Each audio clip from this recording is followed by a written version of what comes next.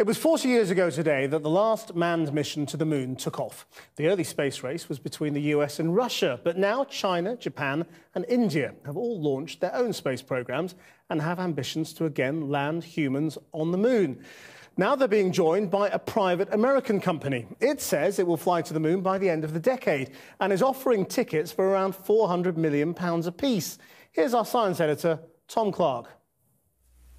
It's one small step for man, one giant leap for mankind. Neil Armstrong took that step for all of us, but it was the wealth of a global superpower that put him on the moon. Now, 40 years after the last moon landing, it's a private company that's promising to return with paying passengers. Our vision is to create a reliable and affordable U.S.-based commercial human lunar transportation system that enables the exploration of the moon by humans from virtually any nation. The new startup, Golden Spike, boasts ex-NASA bosses and astronauts on its board, the latest player in the commercialization of space. 1, 0, and launch. In May, PayPal founder Elon Musk's SpaceX blasted into orbit. It was the first private contractor to resupply the International Space Station and already has military contracts on its books. But the moon is 1,000 times further.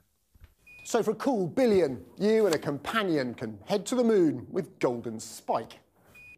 The company says NASA expertise in existing hardware, like the stuff that took Apollo astronauts to the moon, gives them the edge. But their first mission could cost $7 billion. And raising that extra cash could require an astronomical amount of sponsorship. There are NASA people involved in this particular company and in other companies as well, which sort of see the opportunities perhaps of developing this type of thing. But the amounts of money involved are huge, and so whether any of these turns up to being a real commercial venture which will actually fly is something which will be interesting to see in the next few years.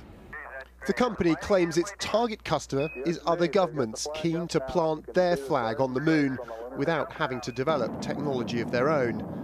And the US government backs a self-financing space industry. But the Apollo program landed just 12 men and cost £100 billion in today's money. The moon remains a long shot.